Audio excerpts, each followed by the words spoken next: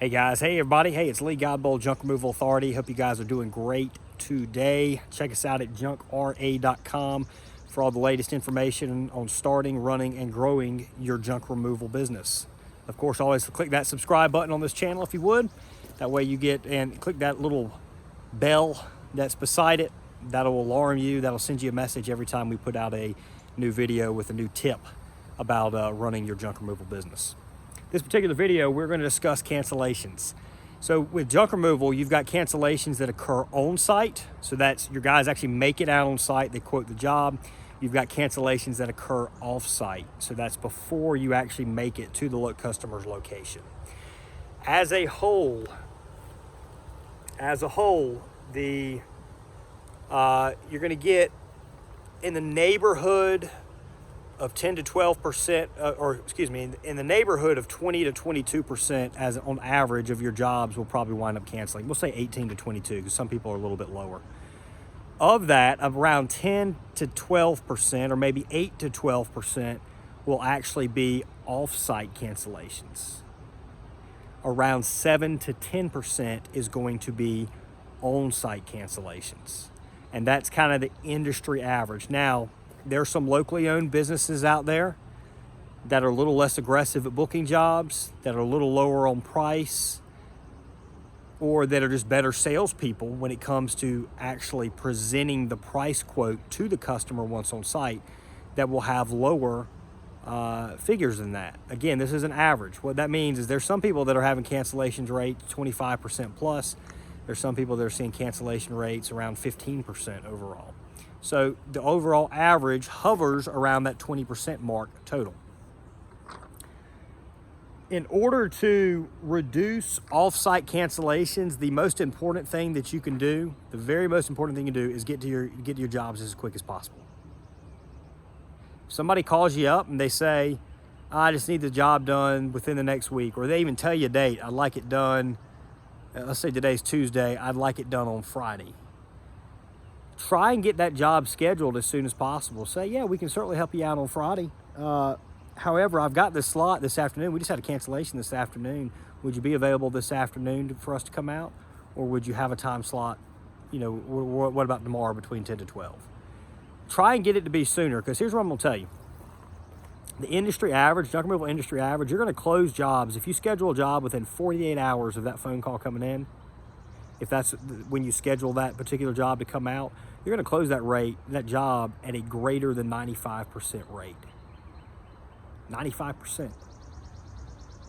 If you wait beyond that 48 hours, you're going to close that particular job somewhere between 50 to 60, 65% in that range, depending on your area. Guys, that's your cancellation rate right there. It's jobs beyond 48 hours. You've got to be able to pounce on that stuff immediately, or your cancellation rates will be higher. So what do you need in order to be able to do that? You got to have trucks, you got to have people.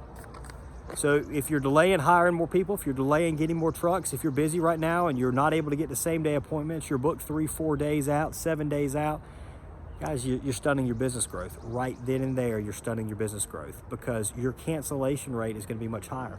And what happens is, what some people do is they say, all right, I'm booked out a week. I know 30% of my jobs are going to cancel, so I'm able to get all these jobs done. Or I'm able to add a few more jobs. I'll go ahead and add a few more because I know 30% of these are going to cancel.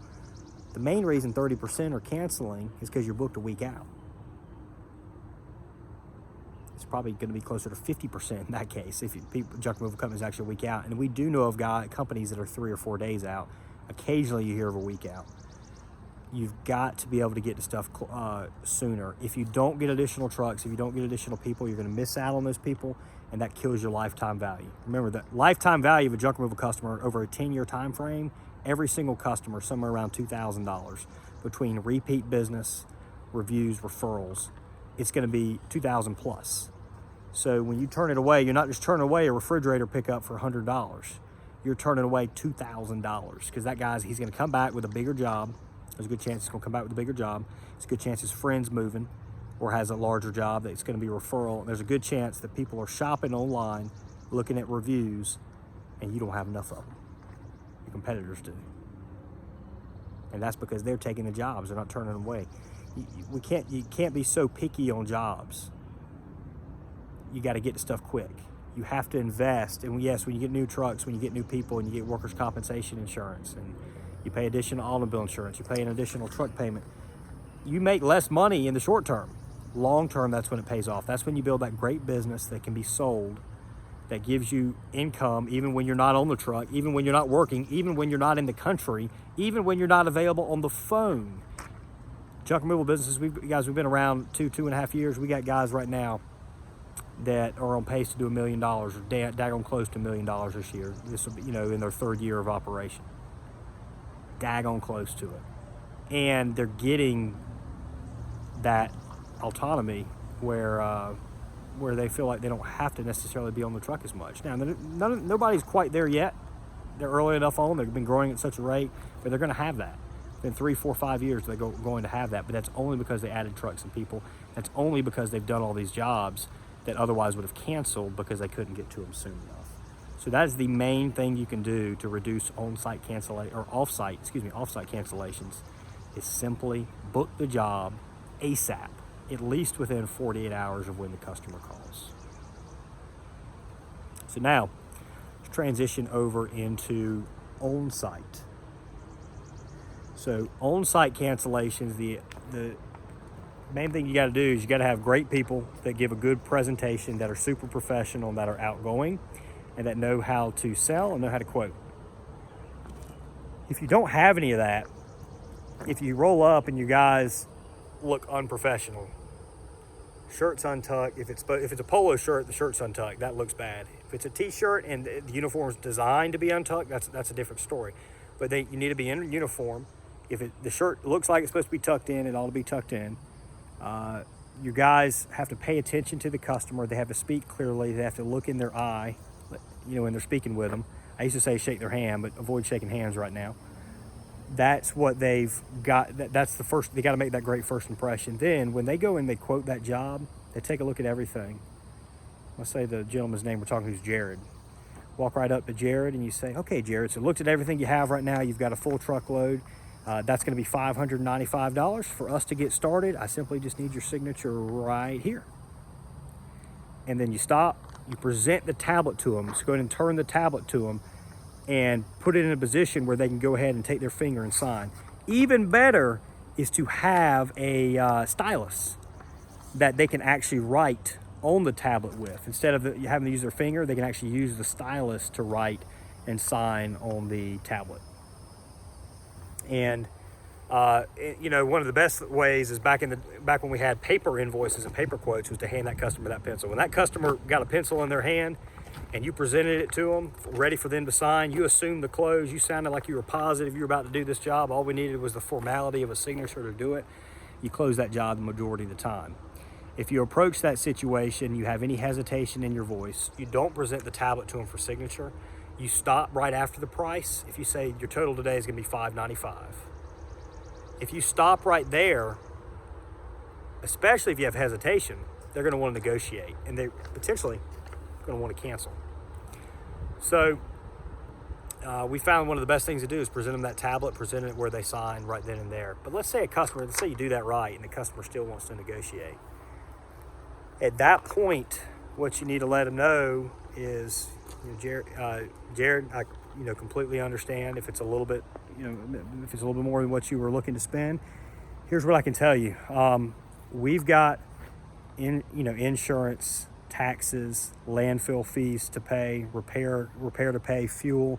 There's a lot of backing costs for us to complete this task.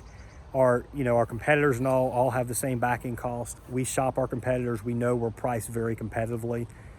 But we're here right now. We're two hardworking guys. We'd really love to, help you out.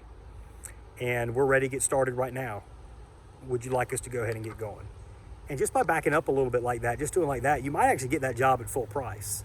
If not, well, you need to figure out, all right, what's the customer looking to spend? How much of that stuff could you actually take?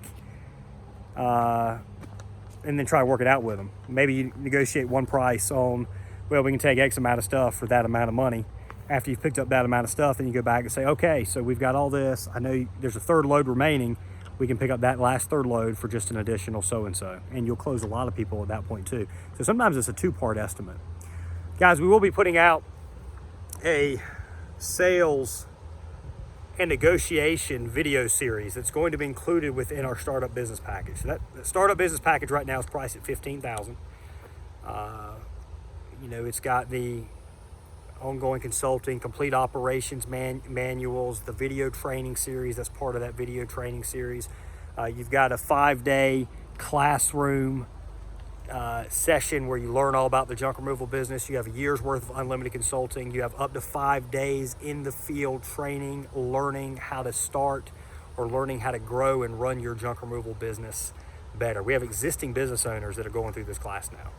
So if you're looking to get started in the junk removal business, we can help. If you'd like this tip, I promise you it's much better organized, much more thorough, and even much more helpful within our business package. The business package with JRA essentially avoids 5 years of freaking mistakes that we made. Mistakes that probably cost us hundreds of thousands of dollars between bad expenses and missed sales. We want to help you avoid that. We can do that at junkra.com.